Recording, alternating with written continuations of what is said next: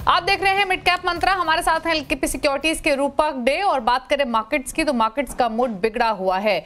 बिकवाली यहां पर हावी होते हुए सबसे ज्यादा पिटाई हो रही है छोटे मझोले स्टॉक्स की, क्योंकि mid cap small cap index सबसे ज्यादा टूटे हुए हैं। ऑल्दो निफ्टी अब 24,800 पर कारोबार कर रहा है, दिन के लोअर लेवल्स के आसपास, तैयारी उन लेवल्स को भी ब्रीच करने की।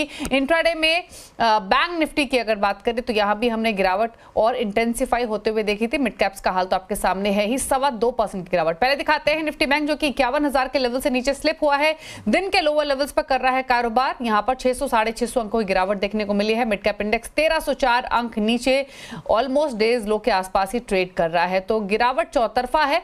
हालांकि छोटे मझोले स्टॉक्स की ज्यादा पिटाई हो रही है। निफ्टी के भी ज्यादातर स्टॉक्स गिरावट के साथ ही कारोबार कर रहे हैं। मार्केट की ब्रेथ इंटायरली नेगेटिव।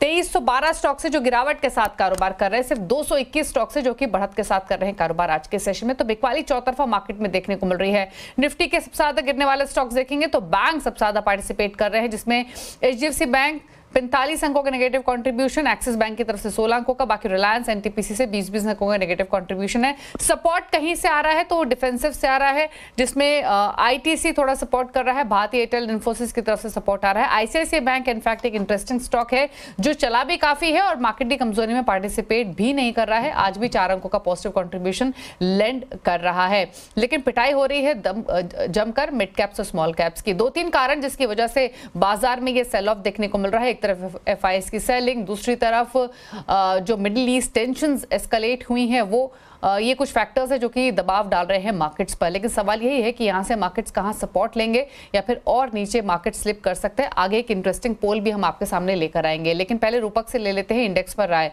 रूपक नमस्कार, बताइए पहले तो ऑलरेडी दिन के लोअर लेवल्स के आसपास ही ट्रेड कर रहा है बाजार, क्या व्यू रहेगा दिन भर के लिए? जी, इंट्राडे के लिए मुझे लगता है कि 750 में सपोर्ट है। डेफिनेटली सेंटिमेंट नेगेटिव ही है। सेल ऑन राइज मार्केट है, जब तक 25,370 के नीचे मार्केट रहता है सेल ऑन राइज रहेगा निफ्टी।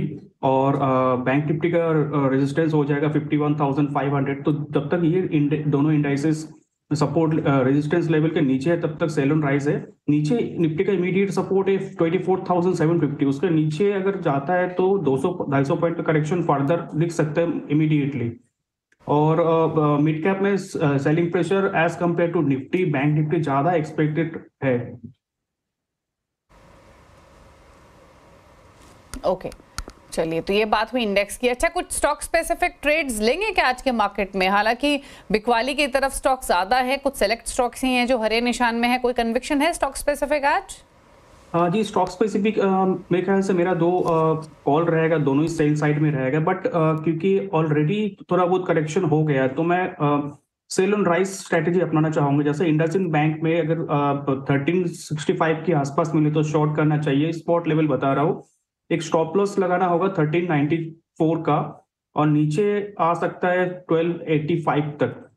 दूसरा कॉल रहेगा, ये भी शॉर्ट साइड में रहेगा। इसने ट्रेंड लाइन ब्रेकडाउन दिया है डीएलएफ ने, तो डीएलएफ का शॉर्ट किया जा सकता है स्टॉक में 830 के आसपास शॉर्ट कीजिए, और स्टॉप लॉस रखना होगा 845 का, नीचे 800 रुपया तक आ सकता है। तो बिकवाली के ट्रेड आप ले सकते हैं इंडसइंड बैंक में, और डीएलएफ में 1285 रहेगा इंडसइंड बैंक का लोअर साइड पर टारगेट, 1394 का रखें स्टॉप लॉस। और डीएलएफ में भी बिकवाली की सलाह दी गई है रूपक डे की तरफ से, यहाँ पर 800 के टारगेट देखने को मिल सकते हैं नीचे की तरफ, 845 का रखिए एक स्टॉप लॉस। लेकिन चलिए मिड कैप्स का हाल लेकर आते हैं आपके सामने। इंडेक्स की तो धुलाई हो ही रही है, 2.25% नीचे निफ्टी मिड कैप इंडेक्स कारोबार कर रहा है। लेकिन दिखाते हैं आपको सेलेक्ट स्टॉक्स, यहाँ पर सबसे ज्यादा गिरावट है। शुरुआत करेंगे एनर्जी स्टॉक्स के साथ, 7% फिसला हुआ एचओईसी, एमआरपीएल, जीएसपीएल, ऑयल इंडिया में भी 5% तक की गिरावट आज के सेशन में देखने को मिल रही है। दिखाएंगे इसके अलावा एनर्जी के बाद सरकारी bank stock, central bank of India 4% नीचे, यूको बैंक 4.25% नीचे, 4% नीचे है यूनियन बैंक, और बैंक ऑफ इंडिया में भी 4% की गिरावट आज के कारोबार में देखने को मिल रही है। Railway stocks, RVNL, Texmaco rail, RailTel, right सभी 7-7, 8-8% तक लुढ़के हुए हैं आज के कारोबार में। काफी सारे स्टॉक्स गिरावट में, थोड़ी बहुत ग्रीन शूट्स दिख रहे हैं आईटी में, जहां पर परसिस्टेंट सिस्टम, एलएनटीआई, माइंडट्री, एम्फोसिस और कोफोर्ज 1.5 से 2% तक की बढ़त के साथ कर रहे हैं कारोबार। सेलेक्ट हेल्थ केयर स्टॉक्स में बाइंग है, एस्ट्राजेनेका 3% ऊपर, 4% ऊपर आरपीजी लाइफ साइंसेज और नेटको फार्मा में भी 2.5% की बढ़त देखने को मिल रही है। तो थोड़ी बहुत खरीदारी इन सेलेक्ट पॉकेट्स में देखने को मिली है आज के कारोबार में। अदरवाइज ज्यादातर सेक्टर्स, ज्यादातर पॉकेट्स गिरावट के साथ काफी कर रहे हैं ट्रेड आज के सेशन में। लेकिन बाजार में मौजूदा करेक्शन पर मनी कंट्रोल ने मेगा पोल किया है। इस पोल में 2 दर्जन से ज्यादा मार्केट एक्सपर्ट्स ने हिस्सा लिया है। क्या कहता है मनी कंट्रोल का ये पोल, जानते हैं हर्षदा सावंत से। पिछले 4-5 ट्रेडिंग सेशंस में एफआईआईज की भारी भरकम बिकवाली से भारतीय बाजारों में और करेक्शन यानी कि गिरावट का खतरा अब बढ़ने लगा है। इसी पर moneycontrol.com ने एक डिटेल पोल करवाया और सवाल यही था कि क्या यहां से गिरावट गहरा सकती है। ऐसे में ज्यादातर लोगों को डर यह है कि भारतीय बाजार करीब 10 या फिर 20% के गिरावट के शिकार बनते हुए दिखाई दे सकते हैं। रिकॉर्ड ऊंचाई से ध्यान रखिएगा, सेंसेक्स निफ्टी सिर्फ 5% ही करेक्ट हुए हैं, यानी कि यहां पर स्कोप है कुछ और बिकवाली का। और बिकवाली की जो सबसे बड़ी चिंता होगी वो ग्लोबल टेंशन होगी, यानी कि इजराइल और ईरान के बीच बढ़ता युद्ध और साथ ही साथ चाइना वाला फैक्टर भी, और उसी पर ज्यादातर लोगों का ध्यान है। मनी कंट्रोल ने अपने पोल में यही पूछा कि क्या चाइना या फिर ग्लोबल टेंशन एक बड़ा रिस्क है, तो 52% लोगों ने कहा हां, वहीं 48% लोग कहते हैं नहीं। अब इस तरह के रिस्क में भारतीय बाजारों की वैल्यूएशन कैसे है, तो 64% लोग कह रहे हैं कि निफ्टी यानी कि भारतीय बाजार थोड़े से महंगे हैं। 36% लोगों का मानना है कि मार्केट रीजनेबली प्राइस्ड है, लेकिन यह बाजार सस्ता बिल्कुल नहीं है, वहां पर किसी तरह का वोट बिल्कुल नहीं आया। अब ऐसी स्थिति में अगर भारतीय बाजारों में करेक्शन आने वाली है तो मूड बिगाड़ने का काम क्या कर रहा है। सबसे ज्यादा लोग यानी कि 44% लोग कहते हैं कि बाजार के वैल्यूएशंस महंगे हैं और ये दरअसल मूड बिगाड़ रहा है। दूसरी तरफ आगे आने वाले समय में अगर अर्निंग्स निराश करने लगती है तो वो भी मार्केट पर प्रेशर डालेगा। 36% लोगों को चिंता है कि अर्निंग्स दरअसल निराश कर सकती हैं, और जियोपॉलिटिकल टेंशन का डर लगभग 20% लोगों के मन में है। तो ज्यादातर अर्निंग्स या फिर वैल्यूएशन का ही रिस्क इस बाजार में है। कैलेंडर ईयर के अंत तक यानी कि दिसंबर के अंत तक भारतीय बाजार में निफ्टी कहां रहेगा, यह भी एक सवाल मनी कंट्रोल के पोल में पूछा गया। तो 48% लोग कहते हैं आंकड़ा रहेगा निफ्टी पर 25,000 या फिर 27,000 के बीच का। वहीं 32% लोगों का मानना है कि निफ्टी 23,000 से 25,000 के बीच ट्रेड करता हुआ दिखाई देगा। 23,000 के नीचे फिसलने वालों की भी गुंजाइश है, और वहां पर 16% लोग मानते हैं कि डर है कि मार्केट 23,000 के नीचे स्लिप होगा। लेकिन 27,000 के पार निकलना थोड़ा मुश्किल लग रहा है, कन्विक्शन उस फेवर में नहीं है। सिर्फ 4% लोगों को भरोसा है कि शायद हम रिकवर होकर 27,000 के ऊपर निकले। वहीं अगर मार्केट करेक्ट होता है तो कहां पर पैसा लगाया जाएगा, तो लार्ज कैप्स पर ही सबसे ज्यादा लोगों का फोकस है, 76% का वोट वहां, और स्मॉल और मिड कैप में 24% का भरोसा बना हुआ है। लेकिन देखना यही है कि इस तरह के एनवायरनमेंट में क्या भारतीय बाजार कुछ और अपना बॉटम ढूंढने की तलाश करता है या फिर संभलता है। तो ये एक इंटरेस्टिंग पोल, क्या सोच रहे हैं बाजार के बड़े एक्सपर्ट्स, गिरावट यहाँ से और आ सकती है 10 से 20%, जो कि बड़ा क्वांटम है, और डिप्स पर कहाँ खरीदारी कर सकते हैं इन्वेस्टर्स, उसका कन्विक्शन है लार्ज कैप्स के साथ मेजरली ऑलमोस्ट 75% ये मानकर चल रहे हैं, और मिड कैप्स की हालत इनफैक्ट ज़्यादा खराब है भी। यहाँ पर हमने पीक से करेक्शन भी लार्ज कैप्स के मुकाबले कहीं ज़्यादा ऑलरेडी देखी है। बाजार इस समय दिन के लोअर लेवल्स पर, अब निफ्टी 24,800 के लेवल के नीचे फिसल चुका है, 24,782 पर कर रहा है ट्रेड 234 अंकों की गिरावट के साथ। चलिए रुक रहे हैं इसी के साथ एक ब्रेक के लिए। ब्रेक के उस पर कुछ और खबरें आपके लिए लेकर आएंगे, करेंगे कुछ स्टॉक्स पर भी चर्चा। जल्द वापस आते हैं।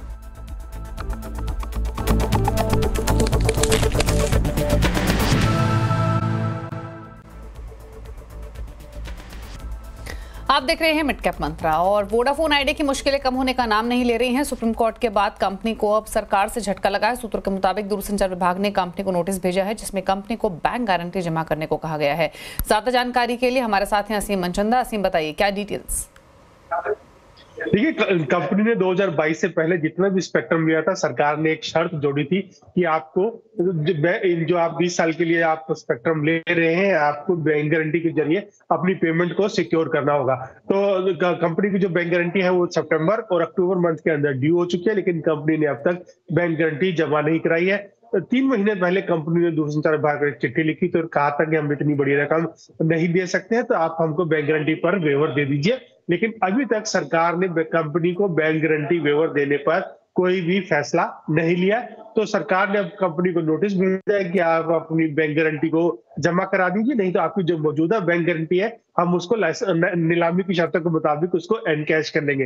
अभी तक कंपनी ने इसका कोई भी जवाब सरकार को भी नहीं दिया, ना ही कंपनी ने, जब हमने कंपनी से इस बात की जानकारी मांगी तो कंपनी ने उसका भी कोई जवाब नहीं दिया, और ना ही सरकार की तरफ से भी हमको कोई भी जवाब मिला। जब भी इसका कोई अपडेट आएगा तो हम अपने दर्शकों तक पहुंचाने की कोशिश करेंगे। लेकिन सीधी सी बात है कि कंपनी की जो बैंक गारंटी 20 सितंबर को ड्यू हो गई थी, लेकिन कंपनी ने अभी तक बैंक गारंटी जमा नहीं कराई है, तो ऐसा में सरकार कंपनी के ऊपर कार्रवाई करने की तैयारी कर रही है।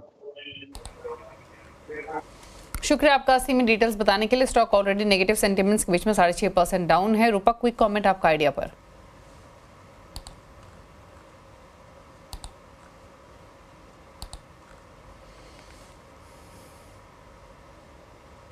रूपक, वोडाफोन आइडिया पर आपकी राय? सेंटिमेंट अभी भी नेगेटिव ही लग रहा है मुझे, क्योंकि कंसोलिडेशन जो किया था उसका ब्रेकडाउन आया उस डेली चार्ट पे, तो ओवरऑल सेंटिमेंट नेगेटिव रहेगा जब तक ये 10 रुपए के नीचे रहेगा। 10 रुपए के ऊपर हो सकता है रिकवरी आए, बट फिलहाल तो मुझे नेगेटिव ही लग रहा है। इमीडिएट सपोर्ट दिख रहा है 8 रुपया 40 पैसा पे। ओके, चलिए, तो ये बात हुई वोडाफोन आइडिया की। रुक रहे इसी साथ एक ब्रेक के लिए, लौटेंगे तो खिलाड़ी नंबर 1 का अपडेट जब वापस आते हैं।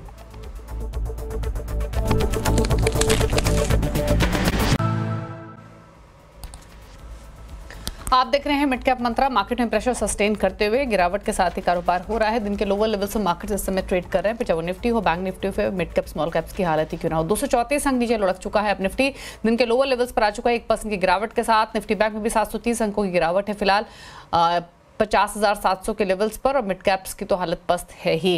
इस बीच अमेरिका की फ्यूचर्स दिखा देते हैं। डॉ फ्यूचर्स में 148 अंकों की गिरावट देखने को मिल रही है, जो कि परसेंटेज टर्म्स में 0.35% की गिरावट है। वहीं नेस्डैक का फ्यूचर भी 84 अंक नीचे कारोबार कर रहा है, यानी आधा % नीचे अमेरिका की फ्यूचर्स इस समय कारोबार करते हुए दिखाई दे रहे हैं। लेकिन एक पॉकेट जहां पर ग्रीन में ट्रेडिंग होती हुई दिख रही है वो है IT।